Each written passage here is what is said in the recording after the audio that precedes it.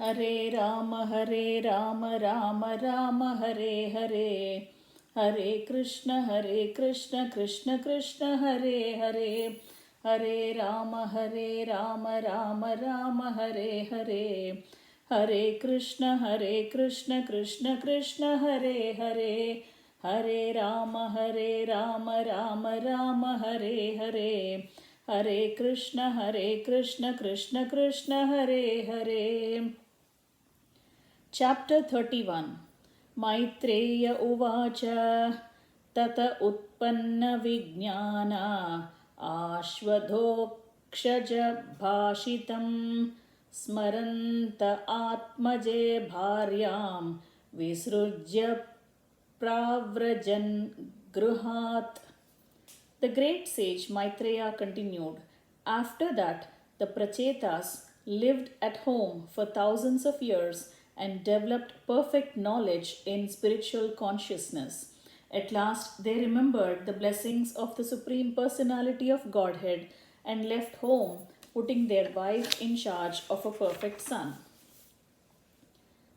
Dikshita Brahmasattrena सर्वभूतात्ममेधसा प्रतीच्यां दिशि वेलायां सिद्धो भूध्यत्र जाजलिः." The Pracetas went to the seashore in the west where the great liberated sage Jijali was residing. After perfecting the spiritual knowledge by which one becomes equal towards all living entities, the Pracetas became perfect in Krishna consciousness. Tan nirjita pranamano vacho drusho jitasanan shanta samana vigrahan paremale brahmani yojitatmanaha surasuredyo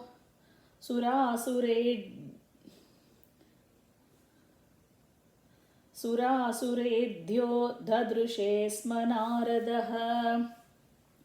After practicing the yogasana for mystic yoga, the Pracetas managed to control their life air, mind, words, and external vision. Thus, by the pranayama process, they were completely relieved of material attachment. By remaining perpendicular, they could concentrate their minds on the uppermost Brahman. While they were practicing this pranayama, the great sage Narada, who is worshipped both by demons and by demigods, came to see them. Tamagatam ta uttaya pranipatya cha puja itva yata desham sukasina mata bruvan. As soon as the Pracetas saw that the great sage Narada had appeared, they immediately got up even from their asanas. As required, they immediately offered obeisances and worshipped him, and when they saw Narada Muni was properly seated, they began to ask him questions. Pracetasa uchuhu Swagatam te surarshedhya dishtya no darshanam gataha tava chankramanam brahman nabhayaya yatha ravehe. All the Pracetas began to address the great sage Narada. "O great sage, O Brahmana, we hope you met with no disturbances while coming here. It is due to our great fortune that we are now able to see you.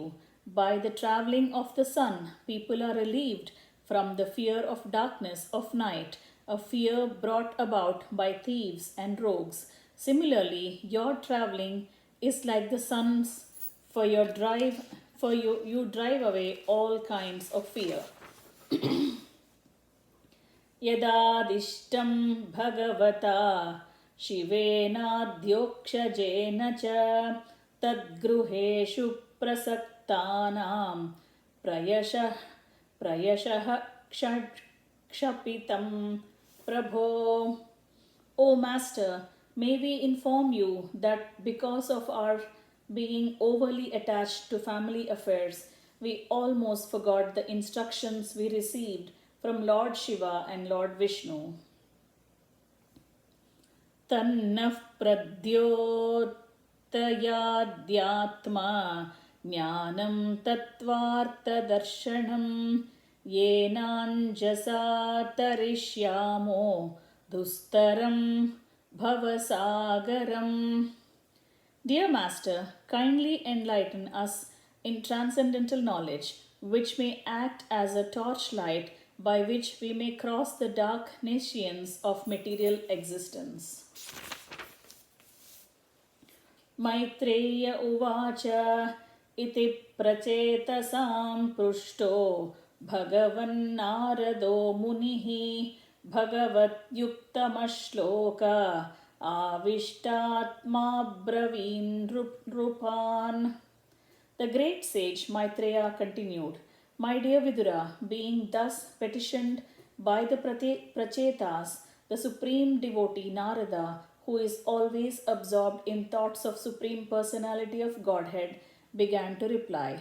Narada Uvacha Tajjanmatani karmani tadayustanmano vachaha drunam yena hi vishvatma sevyate haririshwaraha.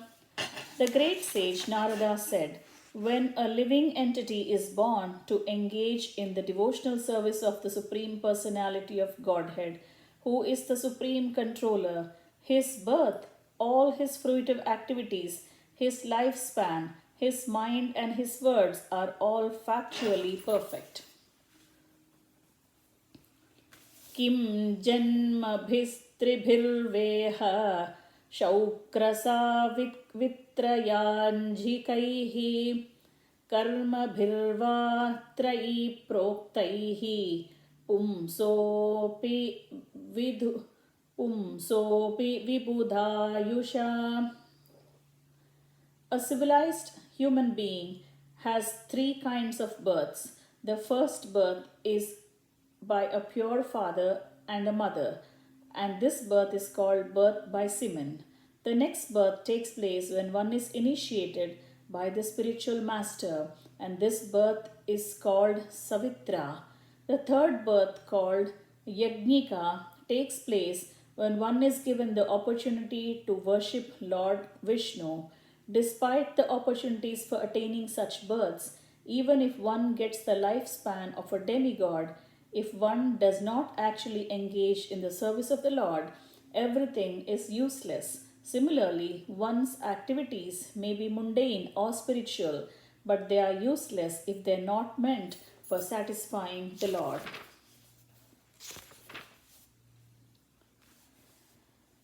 Shrutena tapasa vakim vachobhishchitta vrittibihi buddhya vakim nipunaya balenendriya radhasa. Without devotional service, what is the meaning of severe austerities? The process of hearing, the power of speech, the power of mental speculation, elevated intelligence, strength, and the power of the senses. Kim va yogena sankyena nyasasvadhyayayorapi kim va shreyo biranyaischa nayatratma pradho harihi. Transcendental practices that do not ultimately help one realize the Supreme Personality of Godhead are useless, be they mystic, yoga practices, the analytical study of matter, severe austerity, the acceptance of sannyasa, or the study of Vedic literature. All these may be very important aspects of spiritual advancement, but unless one understands the Supreme Personality of Godhead, Hari, all these processes are useless. Shreyasamapi sarvesham atma hyavadirartataha सर्वेषामपि भूतानां हरिरात्मात्मतः प्रियः. Factually, the Supreme Personality of Godhead is the original source of all self-realization. Consequently, the goal of all auspicious activities, karma, jnana, yoga and bhakti, is the Supreme Personality of Godhead. यता तरोर्मूलनिषेचते यता तयोर्मूलनिषेचनेन तृप्यन्ति तत्कन्धभुजोपशाखाः प्राणोपहाराच्च यतेन्द्रियाणां तथैव सर्वार्हणमच्युतेज्य. As pouring water on the root of the tree energizes the trunk, branches, twigs, and everything else, and as supplying food to the stomach enlivens the senses and the limbs of the body, simply worshipping the Supreme Personality of Godhead through devotional service automatically satisfies the demigods who are parts of that Supreme Personality. Yataiva सूर्यात् प्रभवन्ति वारः पुनश्च तस्मिन् प्रविशन्ति काले भूतानि भूमौ स्थिरजङ्गमानि तथा हरावेव गुणप्रवाहः. During the rainy season, water is generated from the sun, and in due course of time, during the summer season, the very same water is again absorbed by the sun. Similarly, all the living entities, moving and inert, are generated from the earth, and again, after some time, they all return to the earth as dust. Similarly, everything emanates from the Supreme Personality of Godhead, and in due course of time, everything enters into Him again. Ye tatpadam तज्जगदात्मनः परं सकृद्विभातं सवितुर्यथा प्रभा यथा सवो जाग्रति सुप्तशक्तयो द्रव्यक्रियाज्ञानभिदा भ्रमात्ययः. Just as the sunshine is non-different from the sun, the cosmic manifestation is also non-different from the Supreme Personality of Godhead. The Supreme Personality is therefore all-pervasive within its material creation. When the senses are active, they appear to be part and parcel of the body. But when the body is asleep, their activities are unmanifest. Similarly, the whole cosmic creation appears different and yet non-different from the Supreme Person. Yata nabasya bhratamah prakasha bhavanti bhupana bhavantyanukramat yevam pare brahmani shaktayastvam shaktayastvamu Rajastamas Sattvamiti Pravahaha. My dear kings, sometimes in the sky there are clouds, sometimes there is darkness, and sometimes there is illumination. The appearance of all these take place consecutively.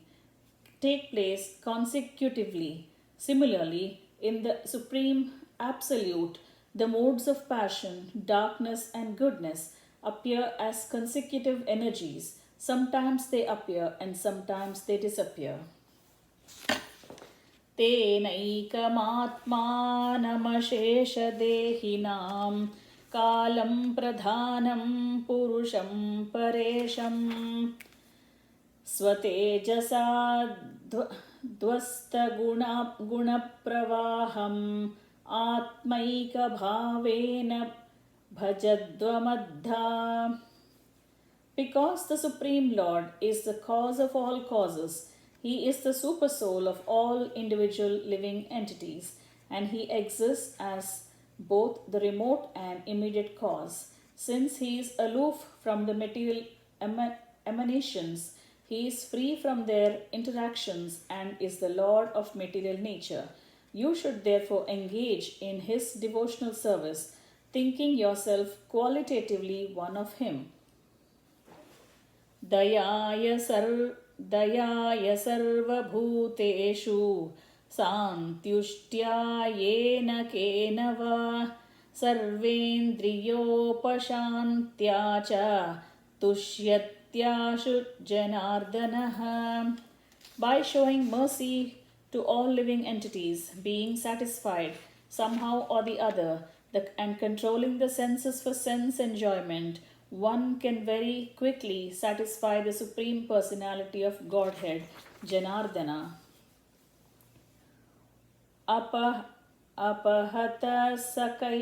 अपहत सकलैषानामलात्मन् यवीरतमेधितभावनोपहूतः निजजनवशगत्वमात्मनो यन् न सरति छिद्रवदक्षरः सतां हि. Being completely cleansed of all material desires, the devotees are freed from all mental contamination. Thus, they can always think of the Lord constantly and address him very freely. The Supreme Personality of Godhead, knowing himself to be controlled by his senses, does not leave them for a second, just as the sky overhead never becomes invisible. न भजन्ति कुमनीषिणां स इज्याम् हरिरधनात्मधनप्रियो रसज्ञः श्रुतधनकुलकर्मणां मधैर्ये विदधति पापमकिञ्चनेषु सत्सु. The Supreme Personality of Godhead becomes very dear to those devotees who have no material possessions but are fully happy in possessing the devotional service of the Lord. Indeed, the Lord relishes the devotional activities of such devotees. Those who are puffed up with material education, wealth, aristocracy, and fruitive activity are very proud of possessing material things, and they often deride the devotees. Even if such people offer the Lord worship, the Lord never accepts them. Shriyamanucharatim tadhartinascha dvipadapatين विबुधांश्च यत्स्वपूर्णः सभजति निजभृत्यवर्गतन्त्रः कथममुमुदित्सृजेत् पुमान् कृतज्ञः. Although the Supreme Personality of Godhead is self-sufficient, he becomes dependent on his devotees. He does not care for the goodness of fortune, nor for the kings and demigods who are after the favors of the goddess of fortune. What is that person who is actually grateful and will not worship the personality of Godhead?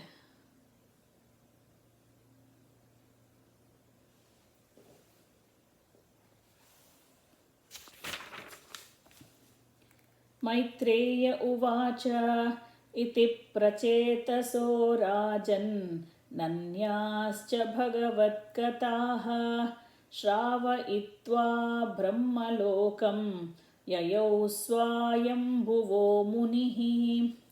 The great sage Maitreya continued, My dear King Vidura, Sri Narada Muni, the son of Lord Brahma, thus described all these relationships with the Supreme Personality of Godhead to Pracetas. Afterwards, he returned to Brahmaloka. Tepi tanmuka niryatam yasho lokamalapaham harer nishamya tatpadam dhyayantastan ध्यायन्तस्तद्गतिं ययुः. Hearing from Narada's mouth the glories of the Lord, which vanquish all the ill fortune of the world, the Pracetas also became attached to the Supreme Personality of Godhead. Meditating on his lotus feet, they advanced to the ultimate destination. Etatte bihitam क्षत्तर्यन्मां त्वं परिपृष्टुवान् प्रचेतसां नारदस्य संवादं हरिकीर्तनम्. My dear Vidura, I have told you everything you wanted to know about the conversation between Narada and Pracetas, the conversation describing the glories of the Lord. I have related this as far as possible. Shri Shuka Uvacha Sayesha Uttanapado Manavasyanuvarnitaha Vamshah Priyavrtasyapi Nibodharupasattama. Sukadeva Goswami continued, O best of kings, King Parikshit, I have now finished telling about the descendants of the first son of Swayambhuva Manu, Uttanapada. I shall now try to relate the activities of the descendants of Priyavrata, the second son of Swayambhuva Manu. Please hear them attentively. Yo naradādatma-vidyām adigamya punarmahīm bhuktva bhibhajya putrebhya aishwaram samagatpadam. Although Maharaja Priyavrata received instructions from the great sage Narada, he is still engaged in ruling the earth. After fully enjoying material possessions, he divided his property among his sons. He then attained a position by which he could return home, back to Godhead. Imam tu kausha ravinopavarnitam kshattanisham yajitavadasatkatham pravruddhabhavo shrukalakulo muner dadhara murdhacharanam hrudaharehe. My dear king, in this way, after hearing the transcendental messages of the Supreme Personality of Godhead and his devotees from the great sage Maitreya, Vidura was overwhelmed with ecstasy. With tears in his eyes, he immediately fell down at the lotus feet of his Guru, his spiritual master. He then fixed the Supreme Personality of Godhead within the core of his heart. Vidura Uvacha Soyamadya Mahayogin Bhavata Karunatmana Darshitas Tamasaf Paro Yatra Kinchana Gho Harihi. O Vidura, Sri Vidura said, O great mystic, O greatest of all devotees, by your causeless mercy I have been shown the path of liberation from this world of darkness. By following this path, a person liberated from the material world can return home back to Godhead. Shri Shuka Uvacha Ityanamya Tamamantya Viduro Rajasahvayam Viduro Gajasahvayam Swanam Didrukshuhu Prayayau Jnatinam Nirvrutashayah. Sukadeva Goswami continued, Vidura thus observed obeisances unto the great sage Maitreya and, taking his permission, started for the city of Hastinapura to see his own kinsmen, although he had no material desires. Etadyaha shrunuyadrajan rajñam हर्यर्पितात्मनाम् आयुर्धनं यशः स्वस्ति गतिमैश्वर्यमाप्नुयात्. O king, those who hear these topics about the kings who are completely surrendered to the Supreme Personality of Godhead obtain without difficulty a long life, wealth, good reputation, good fortune, and ultimately the opportunity to return home back to Godhead. Thus ends the chapter entitled Narada Instructs Pracetas. Hare Rama, Rama Rama, Hare Hare, Hare Krishna, Krishna Krishna, Hare Hare, Hare Rama, Rama Rama, Hare Hare, Hare Krishna, Krishna Krishna, Hare Hare, Hare Rama, Rama Hare Hare, Hare Krishna, Krishna Krishna, Hare Hare.